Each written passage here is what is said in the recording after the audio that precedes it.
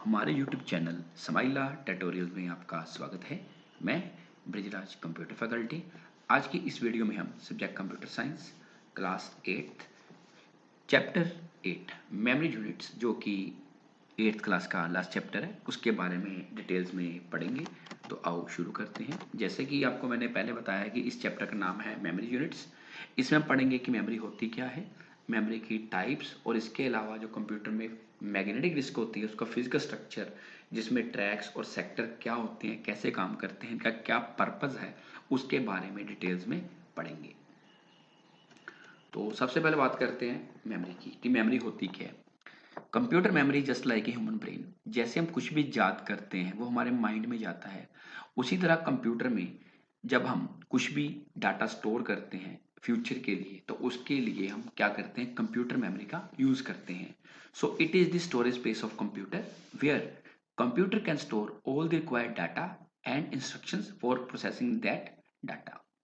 सो computer में जो memory होती है वो छोटे छोटे पार्ट्स में डिवाइड होती है जिसको बोलते हैं सेल्स। और हर एक सेल का एक यूनिक मेमोरी एड्रेस होता है, यहाँ पे हमारा डाटा स्टोर होता है। आगे बात करते हैं मेमोरी यूनिट की।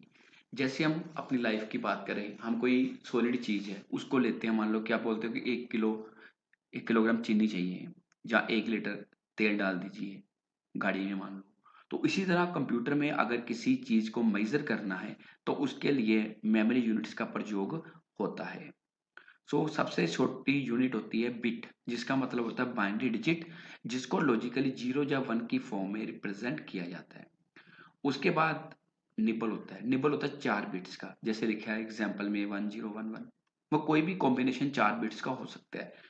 तो निबल से बड़ा होता है बाइट। बाइट हमारा होता है 8 बिट्स का। मतलब कोई 8 बिट्स आप 0 1 के कॉम्बिनेशन के ले लीजिए, उसको बोलते हैं बाइट।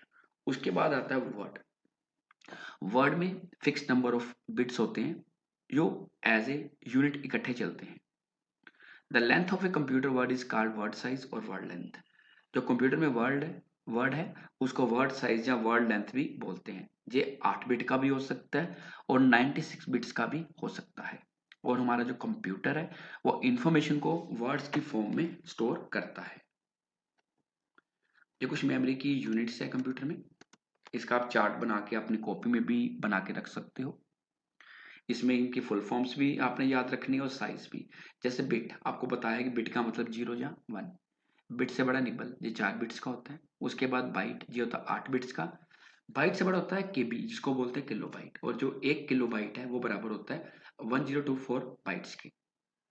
उससे बड़ा होता है एमबी, जिसको बोलते हैं मेगाबाइट, और 1 मेगाबाइट बराबर होता है 1024 केबी के।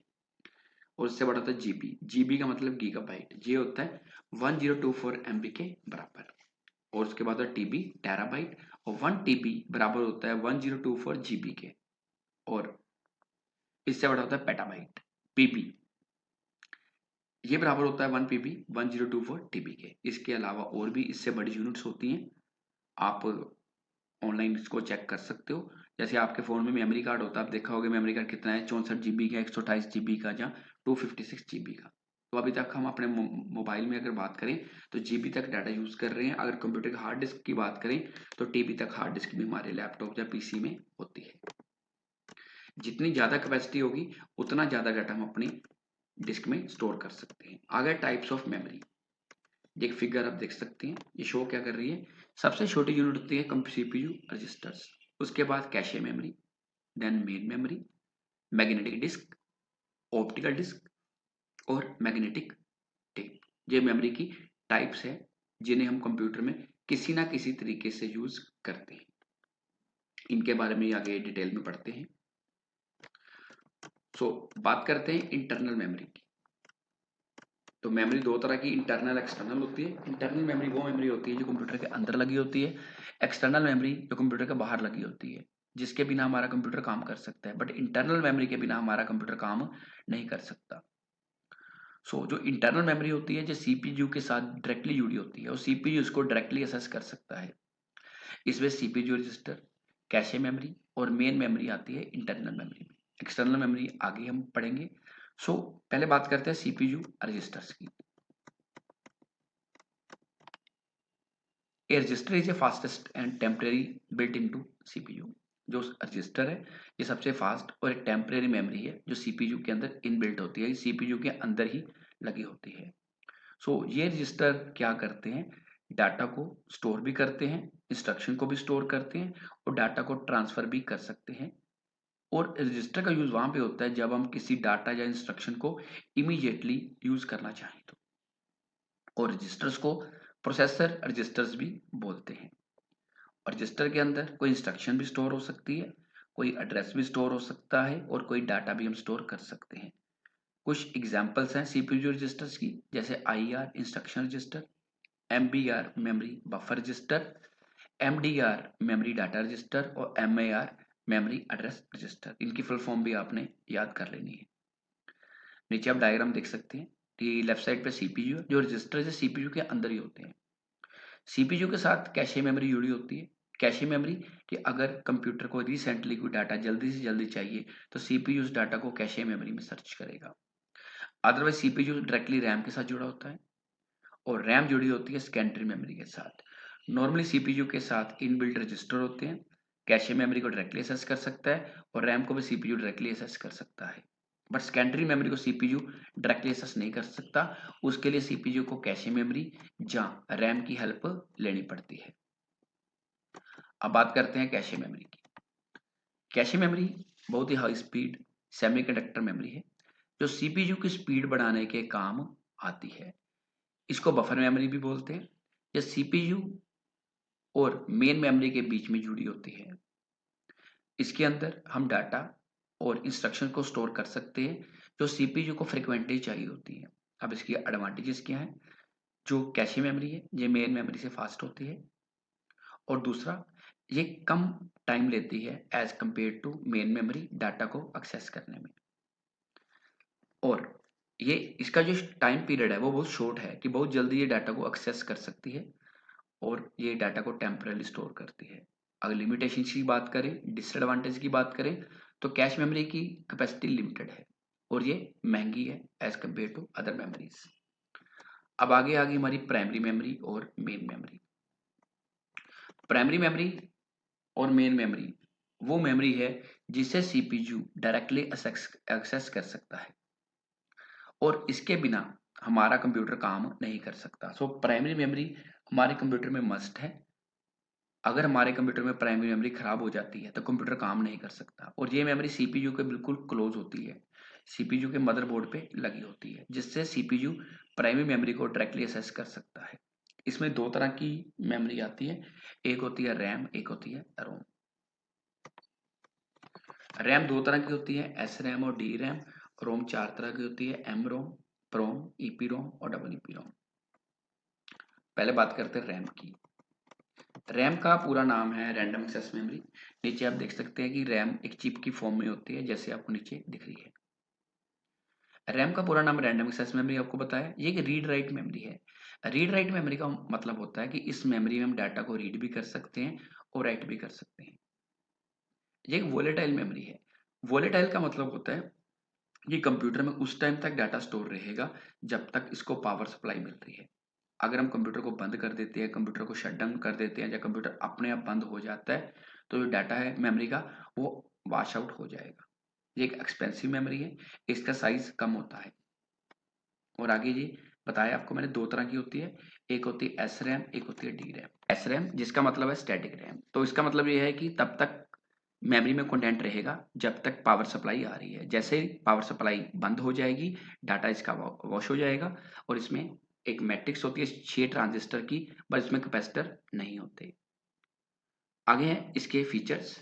It has long life, there is no need to refresh, faster, used as cache memory, जिसके फीचर्स हैं।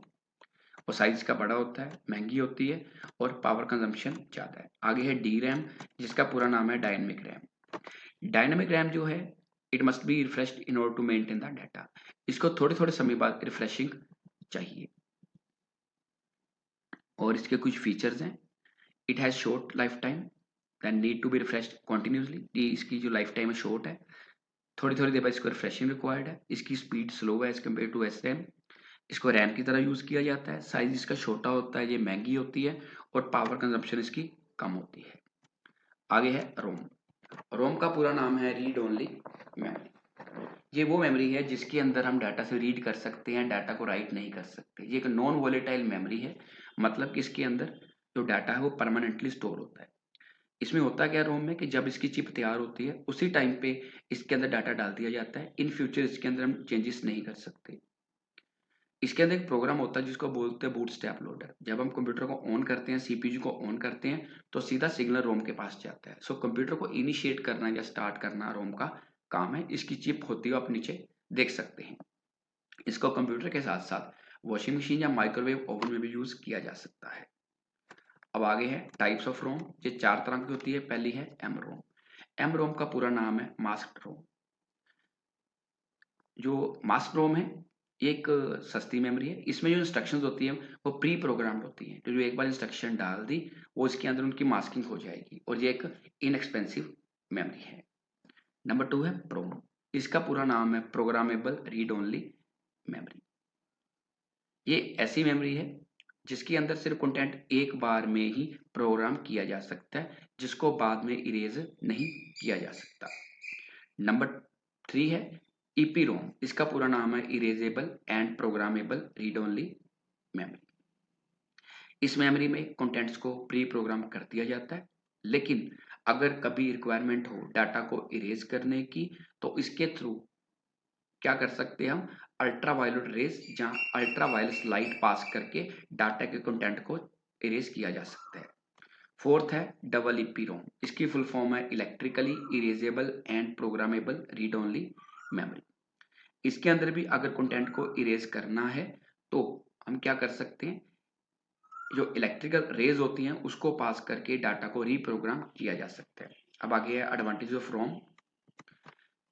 ये नॉन वोलेटाइल मेमोरी है कि डाटा एक बार प्रोग्राम कर दिया वो परमानेंटली सेव हो जाएगा। Second, this can not be accidentally changed. इसको एक्सीडेंटली चेंज नहीं किया जा सकता। ये रैम से सस्ती होती हैं, रैम से रिलायबल हैं, और दे आर स्टैटिक। ये स्टैटिक होती हैं जिसके कारण इनको बार बार रिफ्रेशिंग की जरूरत नहीं पड़ती। अब आगे है एक्सटर्नल मेमोरी। एक्सटर्नल मेमोरी को सेकेंडरी मेमोरी, ऑक्सिलरी मेमोरी या नॉन वोलेटाइल मेमोरी भी कहा जाता है। ये मेन मेमोरी से स्लो होती है।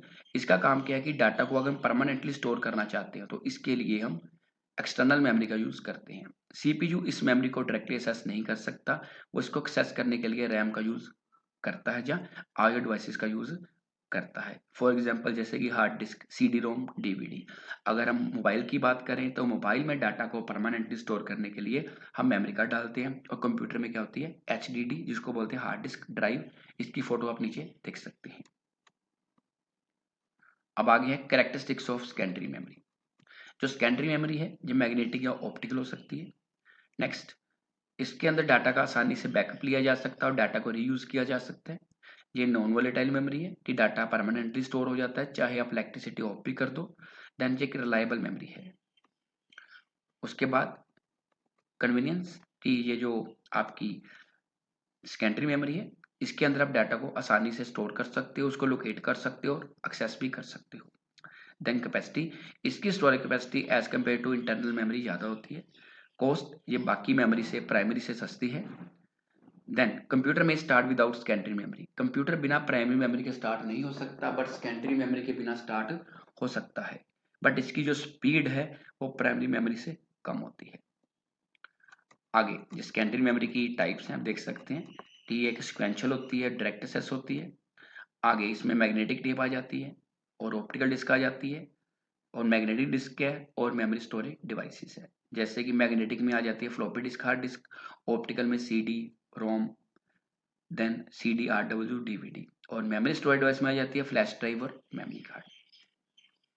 पहले बात करते हैं सिक्वेंशियल डिवाइसेस की। ये वो डिवाइसेस है जिसके अंदर डाटा को एक सिक्वेंशियल ऑर्डर में रिट्रीव किया जा सकता है। इसके अंदर हम क्या कर सकते हैं कि डाटा को एक सीक्वेंस में एक ऑर्डर में ही असेस कर सकते हैं। जैसे नीचे आपको 7 ट्रैक दिखाई दे रही है, हम फर्स्ट के बाद सेकंड पे थर्ड, हम चाहते हैं फर्स्ट के बाद फोर्थ पे जाना, तो वो नहीं जा सकते। पहले आपको सेकंड थर्ड कवर करना पड़ेगा, उसके बाद फोर्थ पे आप जा पाओगे। सो इसके अंदर डाटा को डायरेक्टली असेस नहीं किया जा सकता।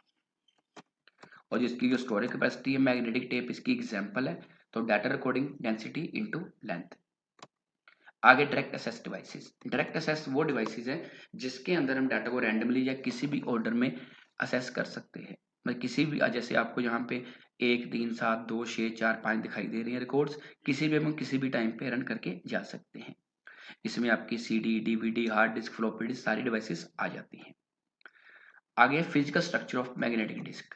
जब हम कंप्यूटर में मैग्नेटिक डिस्क यूज करते हैं, चाहे सीडी है, सीडी तो ऑप्टिकल है, अगर हम मान लो कि फ्लॉपी डिस्क यूज करते हैं, हार्ड डिस्क यूज करते हैं, तो उसमें आपके पास कोई रिंग्स यूज होते हैं जिसको बोलते हैं ट्रैक्स, और रिंग्स को जब हम सेगमेंट्स में डिवाइड करते हैं उसको बोलते हैं सेक्टर्स। तो बात करते हैं ट्रैक्स की। So the surface of disk की divided into number of invisible concentric circle called tracks. जैसे बताया कि डिस्क राउंड सर्कल्स में डिवाइड होती है, रिंग्स में डिवाइड होती है, जिसको बोलते हैं ट्रैक्स।